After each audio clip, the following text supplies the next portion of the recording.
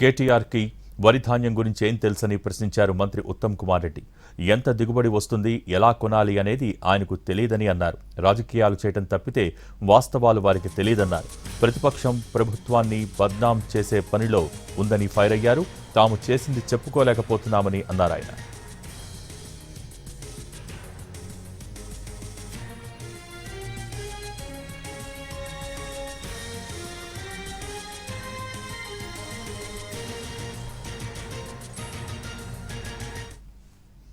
హమాలీల కొరతతో కొంత ఇబ్బంది పడ్డామని, ఇప్పుడు అంతా సెట్ అయిందని అంటున్న మంత్రి ఉత్తమ్తో మా ప్రతినిధి చారీ ఫేస్ టు ఫేస్. ఇప్పుడు చూద్దాం.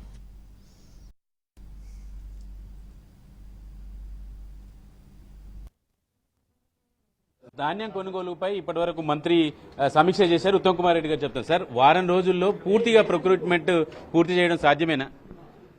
అంటే ఇప్పటి వరకు 51 లక్షల మెట్రిక్ టన్ల వరి ధాన్యం కొనుగోలు చేసినాము. సుమారు 9,000 కోట్ల రూపాయలు ఖర్చు చేయడం జరిగింది. బ్యాలెన్స్ ఇంకొక 15-16 లాక్ మెట్రిక్ టన్స్ కొనుగోలు చేసేది ఉంది. అది 1 వీక్ 10 డేస్లో పూర్తయ్యే విధంగా ప్రణాళిక చేసుకోవాలని చెప్పి జిల్లా కలెక్టర్ చెప్పడం జరిగింది. అదేవిధంగా మేమేం రిక్వెస్ట్ చేశామంటే, జిల్లా మంత్రులు, ఎంపీలు, ఎమ్మెల్యేలు, ఎమ్మెల్సీలు, ప్రజాపతులు అలా ప్రొక్యూర్మెంట్ సెంటర్స్ లోకి వచ్చే కొన్ని సమస్యలు. తెలంగాణ రాష్ట్రంలో హమాలీ షార్టేజ్ ఉంది. ఇప్పుడు తెలంగాణ లేబరు నేరుగా వాళ్లే మిల్స్ లో గాని, గోడౌన్స్ లో గాని తెలంగాణ లేబర్ పని చేయడం లేదు. ఎందుకు? హెవీ లిఫ్టింగ్ వర్క్ ఉందో, ఈ paddy bags lifting work, paddy గాని రైస్ బ్యాగ్స్, ఇదంతా కూడా కొన్నేళ్ల నుంచి బీహార్ నుంచి, బెంగాల్ నుంచి, వేరే రాష్ట్రాల నుంచి వచ్చి లేబర్ చేస్తున్న పని. ఈసారి ఏమైంది? కరెక్ట్ గా ప్రొక్యూర్మెంట్ సీజన్ కి అదే టైంకి బెంగాల్లో ఎలక్షన్స్ అయినాయి. సో అక్కడి నుంచి పూర్తి స్థాయిలో, పూర్తి టైంలో, కరెక్ట్ టైంలో మొత్తం ఈ హమాలీలు వర్క్ ఫోర్స్ వాపస్ రాలేదు. అదేవిధంగా బీహార్లో వీట్ సీజన్ ఎక్స్టెండ్ అయ్యి అక్కడి నుంచి కూడా హమాలీలు తిరిగి రావడంలో కొంత ఆలస్యం జరిగింది.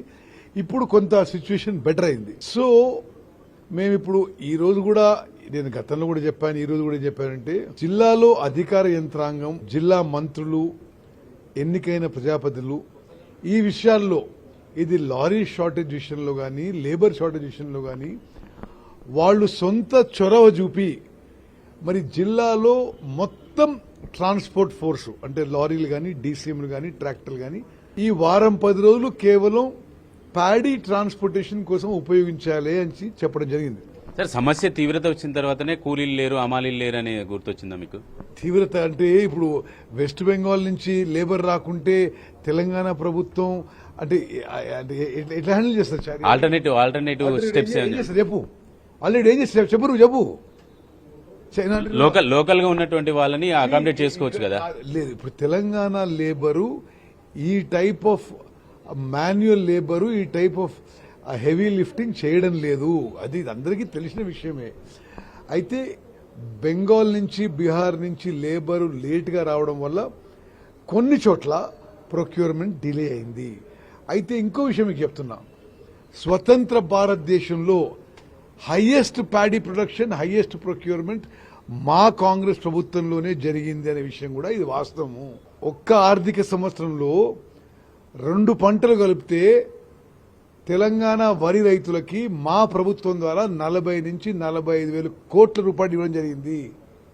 ఇది ఏనాడు కూడా గతంలో జరగలేదు. ఏమైనా ప్రాబ్లమ్స్ వస్తే సాల్వ్ చేయడానికి మేము రెగ్యులర్ గా మరి మీటింగ్లు, సమావేశాలు, వీడియో కాల్ పెట్టుకోవడం జరిగింది. సార్, ఇంతకుముందు మీ సీఎస్ చెప్పిన దాంతో మీరు ఏకీభవిస్తారా? మీరు చేస్తున్నారు కానీ చెప్పుకోలేకపోతున్నారు.